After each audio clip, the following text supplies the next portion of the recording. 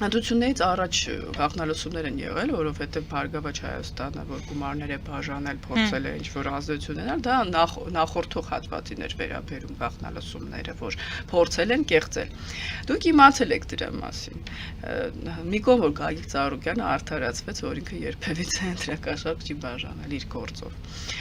Դատարանի վճռով ընտրություններից առաջ Բարգավաճ Հայաստանը հիմա եղավ դիմում որոշ ուժերի կողմից, որ կհն մերժի այս ուժերի գրանցումը կամ մասնակցությունը արգելի։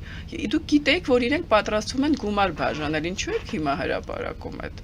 գաղտնալսումները։ Իմացել եք, թողել եք, ցանկացել եք իրենց հաղթել, ինչպես ասեց Փաշինյանը, եթե չթողնենք, ասեն մենք թույլ ենք, դա ինչ մտածելակ է, չգիտեմ օրենքի տեսանկյունից, եւ հիմա օգտագործում եք դա իրենց դեմ։ Այն որ իրենք կեղծել են, գումար են բաժանել, պարզ է, բա իրենք ամբողջ կյանքը դրանով են զբաղված եղել,